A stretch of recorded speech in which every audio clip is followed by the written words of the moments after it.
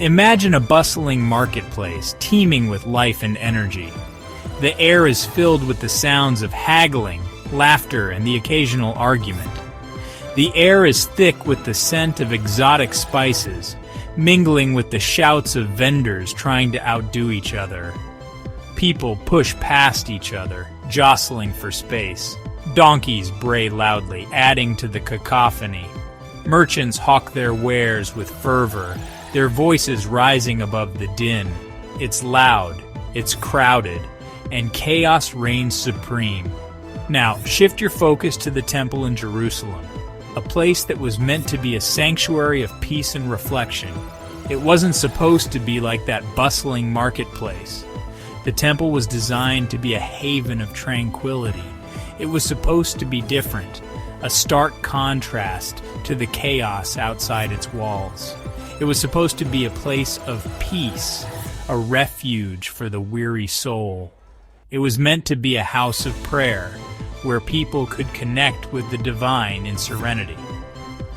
But on this day, the temple courts were just as chaotic as any market, filled with noise and commotion.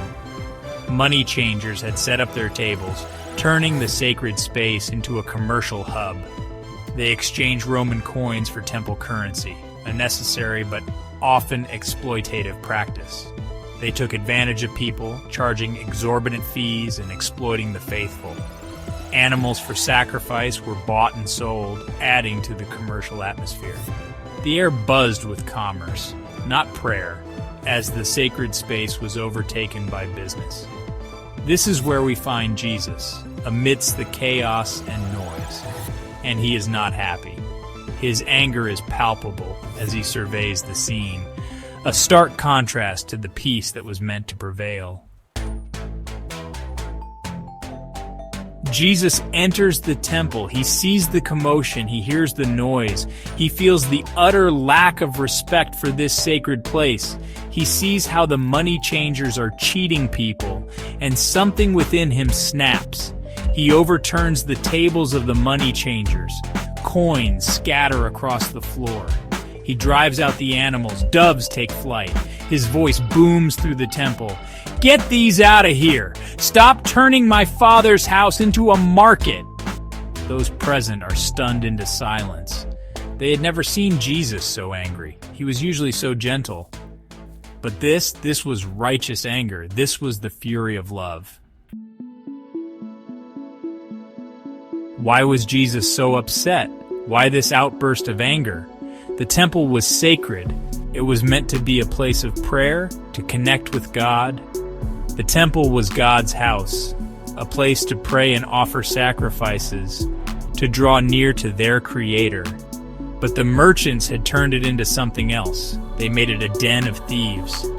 Jesus defended the sanctity of his Father's house, reminding everyone it was about prayer and holiness. It was about seeking God. Jesus wasn't the first to be angered by the state of the temple.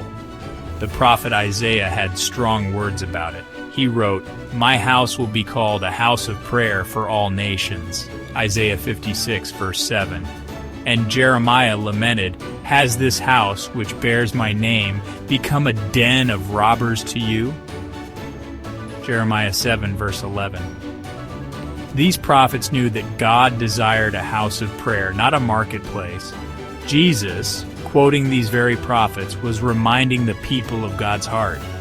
He was calling them back to a place of true worship.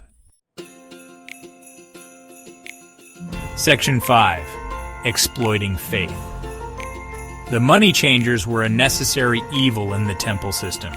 People needed to exchange their Roman coins for temple currency to buy animals for sacrifice. The money changers provided this service, but they also exploited it. They charged exorbitant fees. They took advantage of people desperate to make their offerings. They were more interested in profit than in piety. They had lost sight of the sacredness of the temple. Jesus saw their greed. He saw how they were taking advantage of the people, and he refused to let it stand. He knew that true worship had nothing to do with money. It had to do with the heart. Section 6. Modern Distractions. We may not be overturning tables in a temple today, but the essence of the lesson remains relevant. We can still learn from Jesus' example of prioritizing what truly matters. We can ask ourselves, what are the money changers in our own lives? What are the things that distract us from our spiritual journey? What distracts us from our relationship with God? Is it the constant notifications on our phones, pulling us away from moments of peace? Is it the relentless pursuit of wealth, the never-ending chase for financial success that consumes our thoughts and time? The endless desire for more possessions? The constant need to acquire more, thinking it will bring us happiness? The addiction to social media? The hours spent scrolling, comparing, and seeking validation from virtual likes and comments? Or the busyness that keeps us from spending time in prayer? The hectic schedules that leave us too tired to connect with our faith? These things can easily become our idols, taking precedence over our spiritual well-being. They can take the place of God in our lives, subtly but surely. Just like the temple, our hearts can become cluttered with distractions, making it hard to focus on what truly matters. We can be so busy with the things of this world that we forget about the things of God, losing sight of our spiritual path. We can lose sight of what truly matters, the peace and fulfillment that comes from a deeper connection with our faith. Section 7. Clearing our temples. In this section, we delve into the profound significance of Jesus' actions in the temple and how they resonate with our lives today. Jesus' actions in the temple are a call to action for us today. He disrupted the status quo, challenging the practices that had become obstacles to true worship. He calls us to examine our hearts, to look inward and reflect on our own lives. Are there areas where we have allowed distractions to take root?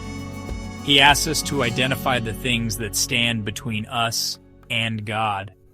These could be material possessions, unhealthy relationships, or even our own ambitions. He challenges us to clear out the clutter and make room for Him. This isn't just about physical space, but also about mental and emotional space. What needs to be overturned in your life? What habits or thoughts need to be reevaluated and possibly discarded? What needs to be removed so that God can be at the center? This process can be challenging, but it is essential for spiritual growth. It may be a bad habit, a toxic relationship, or a misplaced priority. These are the things that can cloud our judgment and hinder our spiritual journey. Whatever it is, be honest with yourself. Self-reflection is a powerful tool for personal growth and spiritual clarity. Take time to reflect on your life. Find a quiet place where you can be alone with your thoughts and open your heart to introspection. Ask God to reveal any areas where you have allowed distractions to take hold. Prayer and meditation can help you gain insight and clarity. Be open to His leading.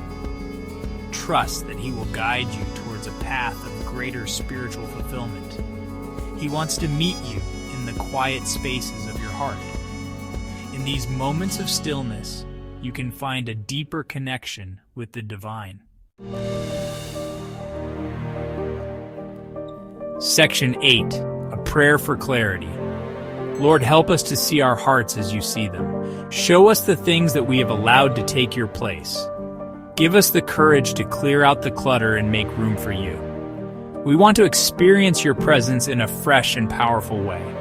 Help us to live lives that are pleasing to you. Amen. Guide us in your truth and wisdom. Amen.